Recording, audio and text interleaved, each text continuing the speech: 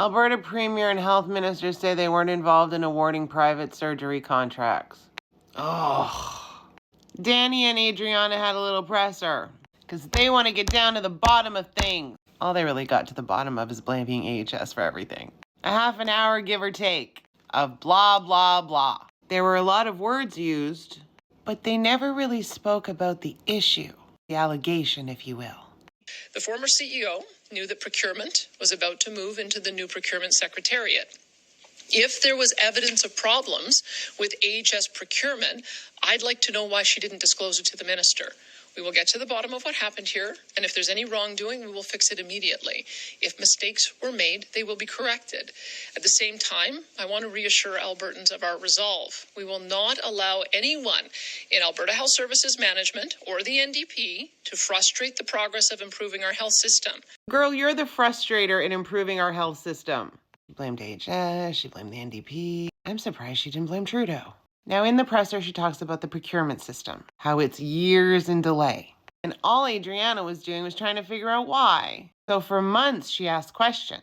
But based on the statement of claim from the former CEO, the one that you handpicked, presumably you picked her because she was on board with all your ideas. But this is where you never quite hit the nail on the head, Danny. The statement of claim alleges that as part of AHS's procurement process, there was government interference, allegedly. Allegations have not yet been proven in court. But they sure did take their opportunity to slam the former CEO. I don't think they ever said her name. And that's what they did for the whole presser. They blamed AHS. The AHS where they put in CEOs and took out CEOs and put in CEOs, while at the same time trying to exonerate Adriana because she wasn't part of the initial procurement processes in 2021. Well, Athana wasn't part of them either. What kept being brought up, based on the allegations, is that somebody had their mitts in it, other than AHS, at least trying to influence it, other than AHS. That's the gist of the statement of claim, the allegations. But you did the hokey pokey around all of that. So now the former deputy health minister is just going to be the interim CEO. We're putting in a new deputy health minister. We have some other person that's going to secure the legal wall. You're calling for a third-party investigation. The Auditor General is going to do an investigation. All of this is government. All of this is government. Let's take a little quote that I think Danny should listen back to. And if they, as a service provider, would love to draft the contract for their competitor, it's so obvious that that should not be done. That's Danny basically saying that they're taking the authority away from Alberta Health Services for procurement, because in her mind, why would you actively draft contracts to a competitor? It's like a conflict of interest, almost like the government investigating government interference.